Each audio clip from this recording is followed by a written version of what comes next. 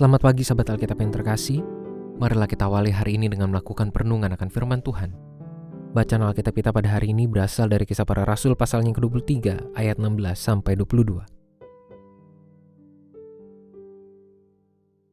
Tetapi keponakan Paulus, anak dari saudaranya perempuan, mendengar tentang pengadangan itu.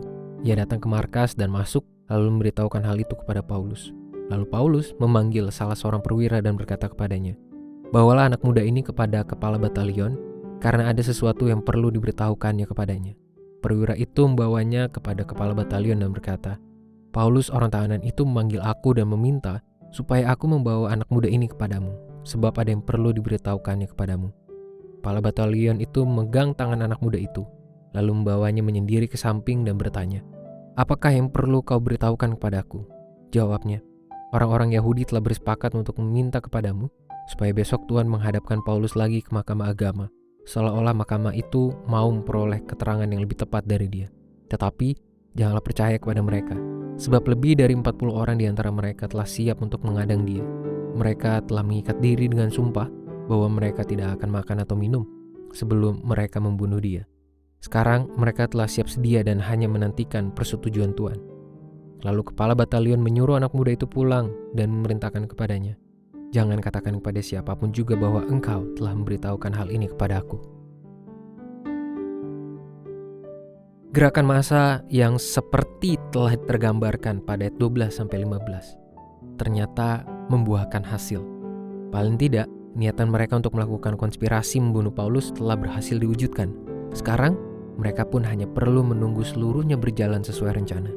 Tentu saja hal ini sangatlah menyedihkan karena sekaligus telah membuktikan bahwa persekutuan para pemimpin agama Yahudi justru membiarkan diri mereka mengambil keputusan dengan pertimbangan yang sangat tidak adil dan dipenuhi akal bulus.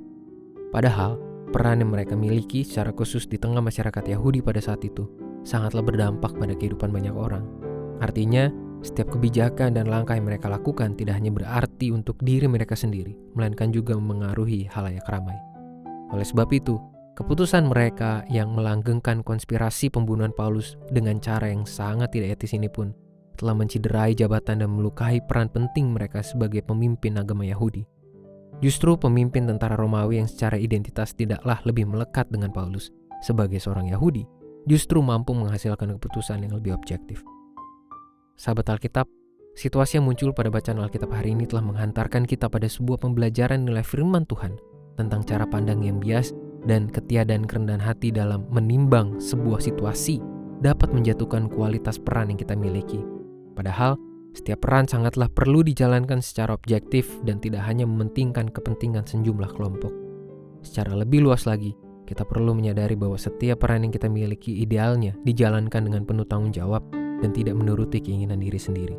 Apalagi dilakukan dengan intensi menghadirkan dampak buruk bagi orang lain.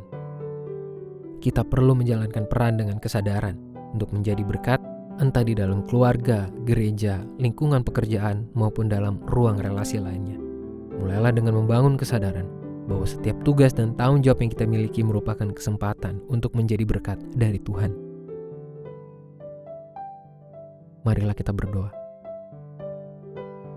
Tuhan, terima kasih atas nilai firman-Mu yang boleh kami renungkan pada hari ini, yang mengingatkan kami bahwa setiap peran dan tanggung jawab yang kami miliki sampai saat ini sesungguhnya merupakan kesempatan bagi kami untuk menikmati berkat Tuhan dan juga untuk menjadi saluran berkat Tuhan bagi dunia, bagi lingkungan di mana Tuhan mengutus kami. Tolong kami untuk mampu menjalankan semua itu dengan penuh tanggung jawab, dibimbing oleh Roh Kudus-Mu dan dipenuhi dengan kebenaran firman-Mu. Hanya di dalam nama Tuhan kami Yesus Kristus kami berdoa dan menyerahkan kehidupan kami. Amin.